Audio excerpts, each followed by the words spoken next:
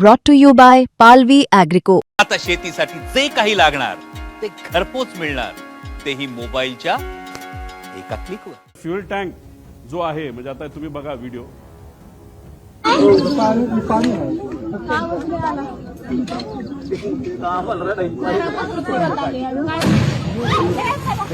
आता हा व्हिडिओ आहे,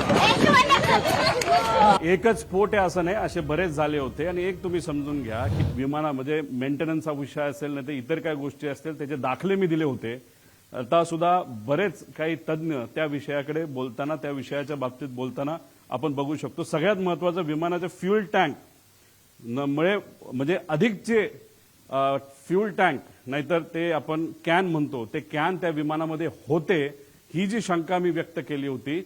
आजच काल परवाच एक नवीन व्हिडिओ आलेला आपण सर्वांनी बघितला, त्याच्यामध्ये अधिकचे स्फोट झालेले आहेत आणि त्या बाबतीत सुद्धा मी डिटेलमध्ये पुढे जाऊन आपल्या सर्वांना त्या ठिकाणी सांगतो. आणि ब्लॅक बॉक्सच्या संदर्भात मी एक शंका व्यक्त केली होती की उद्या जाऊन कदाचित हे व्हॉइस रेकॉर्डिंग नाही, हे नाही, ते नाही, असं काही कारण पुढे येऊ शकतील आणि ते आले तर नक्कीच घातपातकडे आपल्याला कुठेतरी बघता येईल असं मी बोललो होतो. नाही त्या दिशेने आपण बोलू शकतो.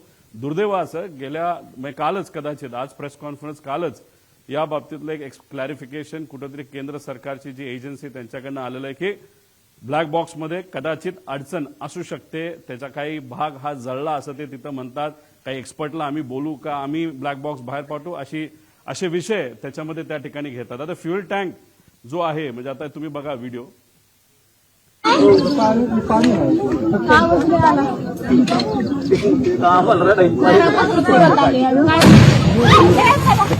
आता हा व्हिडिओ आहे, एकच स्फोट आहे असं नाही, असे बरेच झाले होते. आणि एक तुम्ही समजून घ्या की 2023चं विमान जे पडलं होतं ते मोठं होतं आणि ते पडत असताना रनवेवर पडलं होतं. रनवेवर पडलं म्हणजे रनवेची जी सरफेस आहे ती डांबरी होती, नाही तर कडक होती. दादांचं विमान जे पडलं होतं तसं कडक सरफेसवर, म्हणजे ते रनवेवर पडलं नव्हतं, ते साईडला पडलं होतं. त्यामुळे बॉल तुम्ही घेतला तर बॉल जर समजा फरशीवर टाकला तर बाउंड जास्त होतो आणि तो समजा मातीत टाकला तर कमी होतो. त्यामुळे तो जो इम्पॅक्ट आहे ॲज कम्पेअर्ड, त्याची व्हेलॉसिटी आणि सगळ्या गोष्टी बघितलं तर जिथं दादांचं विमान पडलं तिथं ते कमी व्हायला पाहिजे होतं. पण स्फोट का झाला त्याचं मुख्य कारण, जी शंका आम्ही घेतली होती ती नक्कीच कुठं ना कुठंतरी खरी ठरत आहे की नक्कीच त्या विमानामध्ये फ्यूल टँक अधिकचे होते. आणि फ्यूल टँक कुठं असतं की जिथं टॉयलेट असतं, म्हणजे जो विमानाचा शेवटचा भाग असतो तिथं ते ठेवण्याची जागा असती आणि त्याच्या मागच्याच बाजूला तिथं ब्लॅक बॉक्स असतो. म्हणजे हे जे म्हणतात की जळलंय नाही तर तिथपर्यंत आग गेली होती आणि त्याच्या पुढच्याच बाजूला, म्हणजे पहिले कॅन पेटले आणि नंतर विमानाचे पंखातलं पेट्रोल पेटलं असं आपल्याला म्हणता येईल. आता हे सगळे डिटेल्स आहेत, 7 वगैरे सगळं, त्याच्यामध्ये पेट्रोल किती लागणार आहे, 250 लिटर 400 लिटर ह्याचं ॲव्हरेज आम्ही काढलेलं आहे. हे सगळे गणित त्याच्यामध्ये आहेत. त्याच्यामध्ये आपण जर बघितलं तर मुंबईवरनं हे विमान जात असताना फुल टँक हे भरले होते, म्हणजे ते पूर्ण विमानचे जे पंखे असतात त्या पंख्यामध्ये जो टँक असतो तो फुल भरला होता. अरे फुल कशाला भरायचं, तुम्ही इथून उडत असताना तुम्ही जर उद्या जाऊन लगेचच बारामतीला जाऊन हैदराबादला तुम्ही गेला असता तर हैदराबादला जाऊन तुम्ही तिथं फ्यूल भरू शकला असता. काही लोक म्हणतील अरे बाबा महाराष्ट्राचं स्वस्त आहे, तसं सुरतचं जास्त स्वस्त आहे.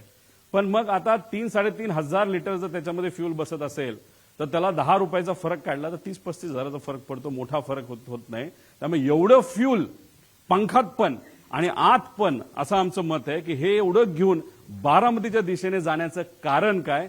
आणि जे मी पायलटच्या बाबतीत बोललो होतो की मुद्दामूनच कदाचित त्याचा वापर करून, पायलटचा वापर करून हा घातपात झाला असावा आणि त्या घातपातामध्ये फ्यूल जास्त असलं की मोठा स्फोट होईल, हे कुठेतरी शंका लोकांच्या मनामध्ये, आमच्या मनामध्ये ती कुठेतरी खरी ठरताना आपण सर्वजण बघू शकतो. हा तसा या ईमेल प्रमाणे फ्लाईट प्लॅन आहे, पण आम्हाला जे कळालंय तसा ऑफिशियली त्यांनी डीजीसीएला सांगितलं नव्हतं त्यांचा फ्लाईट प्लॅन काय. कारण त्याच्यामध्ये विषय एवढाच आहे की ते परत पुण्याला तर ते लँड करू शकत नाही, का पर्यायी एअरपोर्ट द्यावं लागतं. ते पुणे देऊ शकत नाही कारण का तिथं डिफेन्सचं फ्लाइंग सकाळी होतं. त्यानंतर मग त्याला सोलापूर देता येत नाही, त्यात सुद्धा अडचण आहे. त्याला जर दुसरं कुठलं तरी द्यायचं असेल तर ते फक्त चिपी एअरपोर्ट देऊ शकतात, पण ते पण नाही कारण त्यावेळेस तिथं धुक्का असू शकतं. पण असेल तर कुठलं तर मुंबईच असेल. त्यामुळे ते उगाच तुम्ही जो फेरफटका मारला तो न मारता अंदाज घेऊन 3000ची व्हिजिबिलिटी जी 5,000 पेक्षा कमी आहे. 5,000 हे डीजीसीएचं नॉर्म आहे. एक तर तुम्ही उडायला नव्हतं पाहिजे, हा आमचा मुद्दा आहे. आणि उडला तरी लँड करण्याचा प्रयत्न तिथं केला नाही पाहिजे. तुम्हाला परत मुंबईला यावं लागलं असतं. आणि पण फ्युल भरलं होतं, आत अधिकचे टँक होते असं आमचं मत आहे.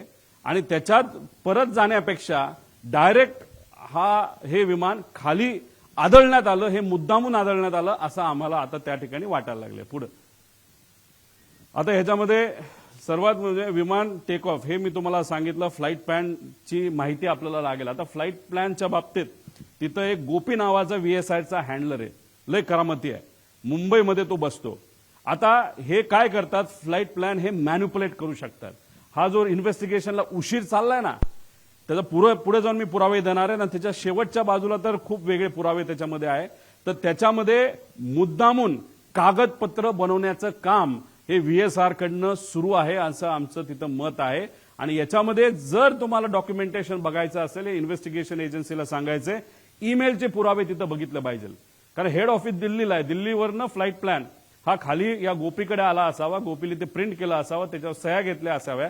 त्यामुळे फ्लाईट प्लॅन आणि हे सगळे डॉक्युमेंट आहेत, हे कागदी डॉक्युमेंट न घेता सीसीटीव्हीच्या खाली केलेले त्या तारखेचा सीसीटीव्ही असणारे, नाहीतर ईमेलचं प्रूफ त्याच्यामध्ये बघा. हे जे कागदपत्र आता ते सगळे मॅन्युप्युलेट करतील एका खोलीमध्ये बसून, कुपा करून कागदाला कागद जोडण्याचा प्रयत्न त्या ठिकाणी फक्त करण्यासाठी करू नका. डिजिटल प्रूफ आम्हाला पाहिजे, ही मागणी आमच्या महाराष्ट्रातल्या लोकांची आहे. पुढे आता ब्लॅक बॉक्स पुढे जळतो का? आता ह्याच्यामध्ये काय सांगितलंय की ब्लॅक बॉक्स जळला, त्यातली माहिती नाही मिळाली, बरंच काय आहे. आता हे काल परवा तुम्ही बघितलं असेल, सगळ्या तज्ज्ञांनी सांगितलंय की 1100 डिग्री सेल्सिअसला 1 तास जर हा आगीत पडला असेल, ते सुद्धा 1100 डिग्री सेल्सिअसला, तरच कुठं ना कुठं तरी हा ब्लॅक बॉक्सला फटका बसू शकतो. याच्यामध्ये 2 भाग असतात. एक व्हॉइस, मागे घ्या, व्हॉइस रेकॉर्डिंग असतं ज्याला CVR म्हणतात, आणि FDR असतं. FDR म्हणजे जे आम्ही म्हणतोय त्याला काही गोष्टी बंद केल्या, मग त्याचं जे हाईट असेल, स्पीड असेल, ह्याचा सगळा डेटा असतो, तो त्याच्यामध्ये FDR मध्ये असतो. आता प्रेशर, जर 6000 मीटर खोलीपर्यंत जे प्रेशर असतं पाण्याचं, त्या प्रेशरला हा ब्लॅक बॉक्स टिकू शकतो, 1 महिना टिकू शकतो. हे प्रेशर अतिरिक्त सांगितलंय 6000, म्हणजे समुद्रात वेगळं असतं. मग कितीतरी हजार हत्ती त्याच्यावर उभे केले, एवढं प्रेशर त्याच्यामध्ये असतं. आणि आगीच्या बाबतीत मी सांगितलंय. आता आगीच्या बाबतीत लोक म्हणतील रे असं नाही, तिथं खूप मोठा ब्लास्ट झाला. एक तुम्ही समजून घ्या, तिथं बरेचसे कागद हे न जळलेले तुम्हाला दिसले. त्याचं कारण असं, तो भपका जो स्फोटचा असतो तो काही सेकंदासाठी असतो आणि तो नंतर विझून जातो. त्यामुळे कागद सुद्धा जळलेला नाही. त्याची सेम थिअरी या बाबतीत आहे. तो भपका अंदाजे 1001 डिग्री सेल्सिअसच्या आसपास, नंतर त्याच्यापेक्षा खाली असू शकतो असं आमचं त्याच्यामध्ये मत आहे. पुढे आता ह्याच्यामध्ये हा जो भाग आहे, हा विमानाची बॉडी काय असते, अॅल्युमिनियम अलॉय असते. त्याचं मेल्टिंग पॉईंट किती आहे, 635 डिग्री सेल्सिअसचं मेल्टिंग पॉईंट आहे. म्हणजे अॅल्युमिनियम बॉडी, विमानाची जी बॉडी आहे ती 650 डिग्री सेल्सिअसला ती वितळून जाते. हे तुम्ही सगळ्यांनी तिथं नोट केलं पाहिजे. त्याच्यानंतर टायटॅनियम, स्टेनलेस स्टील याचे हे बनलेलं असतं. हा बाहेरचा भाग आहे, हा टायटॅनियम आहे. हा किती डिग्रीला मेल्ट होतो, 1670 डिग्रीला मेल्ट होतो. त्यानंतर हे थर्मल इन्सुलेशन आहे. आणि हा जो भाग आहे हा अॅल्युमिनियमचा आहे. म्हणजे विमानाची बॉडी ज्याची बनली आहे तो भाग आत असतो आणि त्याच्या आत हा ब्लॅक बॉक्स असतो. त्यामुळे हे जे काय सांगतात ना की हे घडलं असेल, ते घडलं असेल, ते जळलं, ती माहिती हे मॅन्युप्युलेशन आहे असं आमचं ठाम त्याच्यामध्ये त्या ठिकाणी मत आहे. पुढं आता हे कुठं होता ब्लॅक बॉक्स, हा इथं होता. आता या ब्लॅक बॉक्स म्हणजे विमानाच्या त्या बाजूला हा ब्लॅक बॉक्स जर इथं होता तर बॉडी कुठं जळली आहे.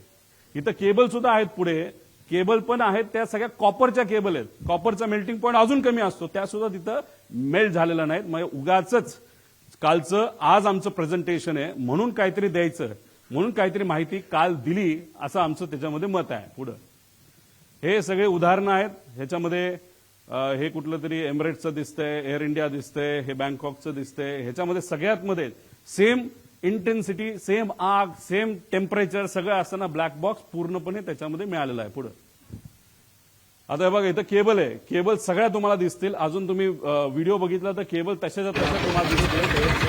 हे सगळं आहे. ब्लॅक बॉक्स असेल अजितदादांचा विमानाचा, आणि इथं सगळ्या केबल आहेत. आणि त्याच्या पुढच्या भागाला तिथं काय ठेवलं असेल तर 2 कॅन ठेवले असतील असं आमचं मत आहे. ते शोधण्याची जरूरत आहे. 90 कोटी रुपये खर्च करून युनियन मिनिस्टर राम मोहन नायडू साहेबांनी काही महिन्यांपूर्वी एक लॅब इनॉग्रेट केली. आता एवढी हाय फंडू लॅब तुमच्याकडे असेल तर तुम्हाला बाहेर पाठवण्याचं काय कारण? बरं ठीक आहे, तुम्ही बाहेर पाठवत नाही तर ते या लॅबमध्ये इथंच भारतामध्ये बसून तुम्हाला माहिती काढता येत नाही का? ठीक आहे, टेक्निकल एजन्सीची मदत घ्या असं आम्ही सांगितलं होतं. तुम्ही सुद्धा आता म्हणताय की नाही आता आम्ही टेक्निकल एजन्सी फक्त टेक्निकल गोष्टीसाठी बाहेरच्या एजन्सीची मदत घेऊ, ते सुद्धा कॅनडाचं. त्या कंपनीचं नाव मी पुढे सांगतो. पुढे